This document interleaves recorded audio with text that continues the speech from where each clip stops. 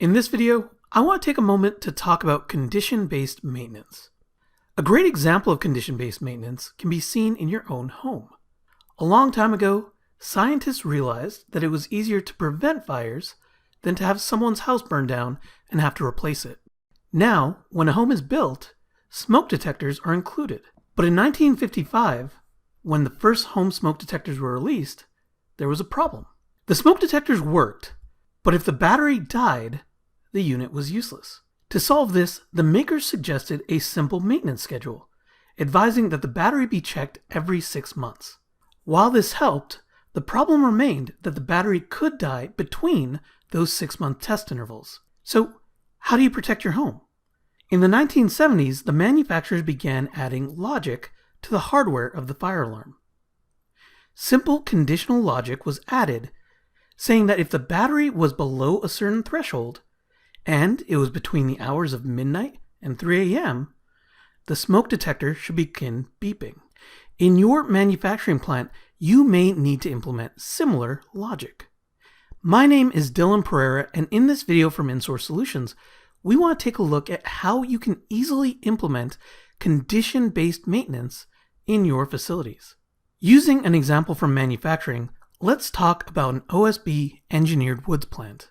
Part of the process is taking the raw flakes of wood and drying them.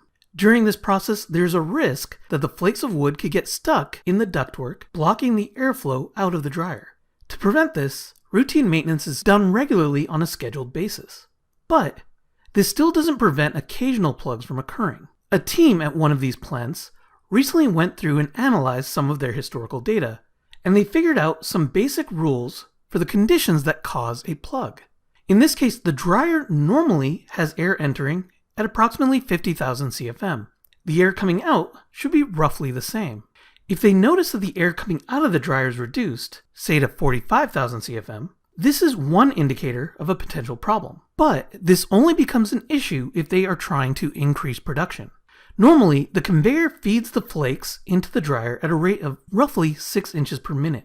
If this rate is increased and the airflow is reduced, now we have a condition that is very likely to cause a plug. So we now know a rule for what we want to look for, but we need an easy way to detect it. For many automation engineers, the first thought might be to add logic to the PLC, or to add a script to the HMI. But ideally, what I'm looking for is a solution that doesn't require any additional scripting, can be easily implemented or tweaked by our maintenance team, and we need a solution that's going to easily integrate with our existing maintenance systems.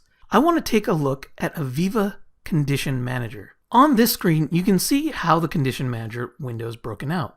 On the left, we see our potential data sources. We can read from things like OPC data sources, generic database connections, or my favorite, the Wonderware Historian. On the right, we have our equipment model. What makes this system great is how easily I can build my rules. Just need to find our tags in the list on the left, select them, and drag them to the right over top of the piece of equipment we want to link a rule to. Once I've done this, a wizard pops up and walks me through the rest of the configuration. Here, I'm doing a very simple condition where I look at the tags to see whether our air inflow, our outflow, and the rate of our conveyor are going to cause us an issue. If I needed to do something more complex, there is a full scripting interface included here, but the beauty of this system is that I don't need to implement any scripts. The next step after entering the condition is to say what should happen when the condition is met.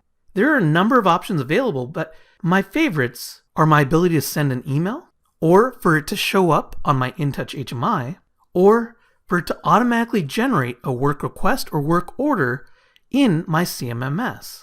And the great thing about this is, if I have it generate a work order, I didn't need to write any custom scripting to make it work. So now, when the conditions of a plug are detected, we can alert the operator so that they can potentially adjust how they're using the equipment. And at the same time, we can send a work order to the maintenance team so that they can schedule a time to take the equipment down, but they'll be able to maintain it on our schedule.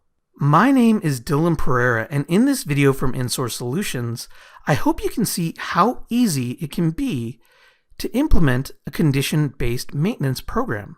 Using simple rules, we can set up our own conditions that might be related to something like you saw here, but it may also be based on things like run hours or start and stops of equipment.